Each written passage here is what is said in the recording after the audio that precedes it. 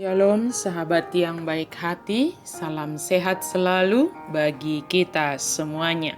Marilah kita bersatu di dalam doa untuk mempersiapkan diri kita dalam merenungkan firman Tuhan.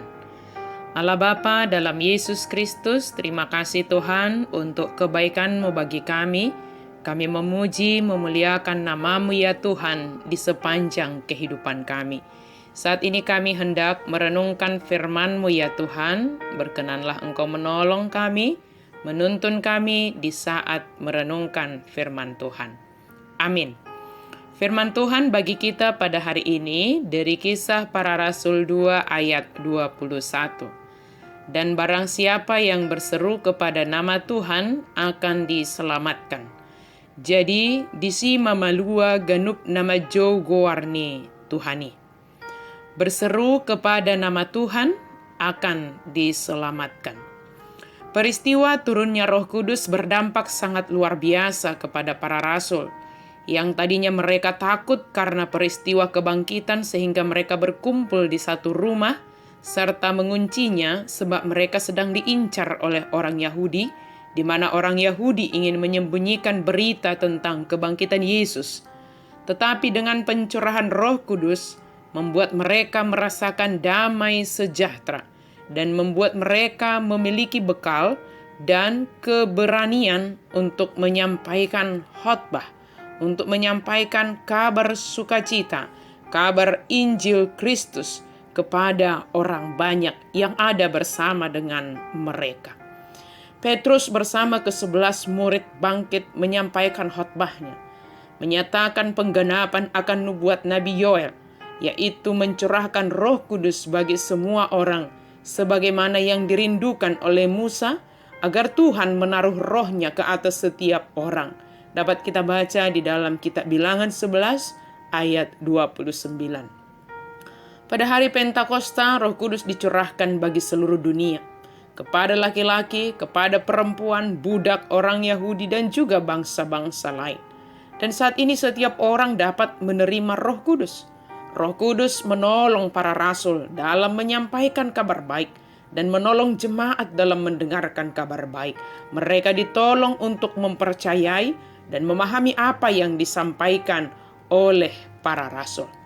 Petrus menyampaikan dalam khotbahnya, barang siapa yang berseru kepada nama Tuhan akan diselamatkan. Berseru dalam hal ini tidaklah hanya memanggil nama Tuhan. Seruan kita kepada nama Tuhan adalah di dalam iman, dan karena gerakan Roh Kudus yang berkuasa atas diri kita. Firman Tuhan katakan bahwa tidak semua yang berseru Tuhan, Tuhan akan diselamatkan, melainkan mereka yang melakukan kehendak Bapa di sorga. Berserulah kepada Tuhan karena percaya kepada Tuhan Yesus Kristus sepenuhnya, jauh dari segala keraguan, jauh dari segala kebimbangan.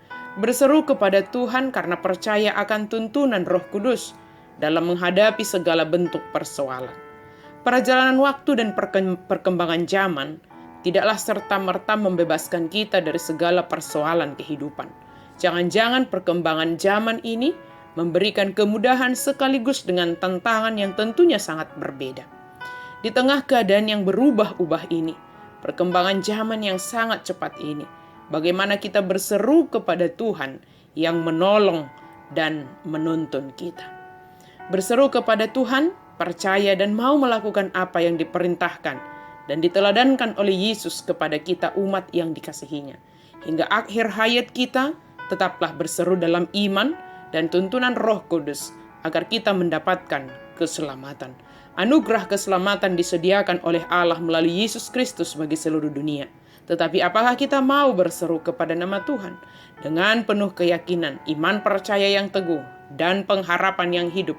Berserulah, sampaikanlah segala sesuatu yang ada di dalam hati dan pikiranmu kepada Yesus Kristus. Amin. Mari kita berdoa. Terima kasih Tuhan untuk firman-Mu. Mampukanlah kami untuk senantiasa setia berseru kepadamu, percaya kepadamu.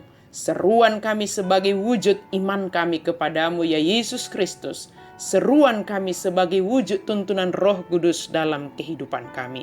Terima kasih ya Tuhan, tolonglah kami di dalam setiap aktivitas yang kami kerjakan, sehingga kami melakukannya sesuai dengan kehendak-Mu dan yang berkenan di hadapan-Mu, ya Bapa.